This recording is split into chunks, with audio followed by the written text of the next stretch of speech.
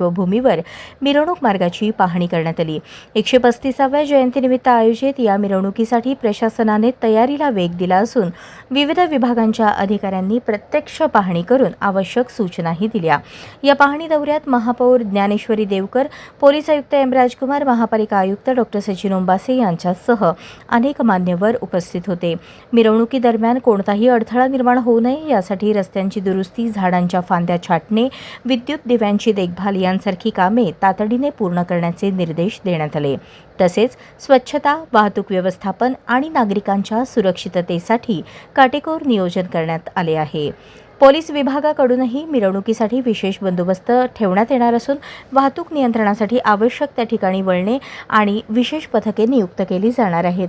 मिरवणूक मार्ग स्वच्छ, सुरक्षित आणि सुव्यवस्थित ठेवण्यासाठी सर्व यंत्रणा समन्वयाने काम करत असून नागरिकांनीही शिस्तबद्ध सहभाग नोंदवावा असे आवाहन प्रशासनाच्या वतीने करण्यात आले आहे।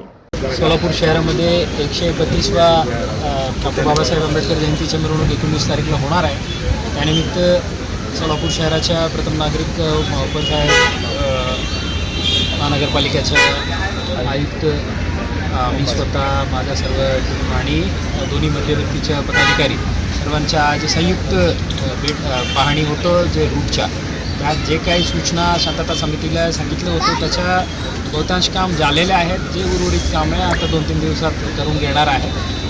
पोलीस विभागातर्फे चांगला बंदोबस्त देऊन कुठल्याही प्रकारचा गालबोट न लागता सर्व टीम सैनिकांना इथे अतिशय चांगला अनुभव राहील असा आम्ही बंदोबस्त प्लॅन करणार आहे। काय आवाहन करणार?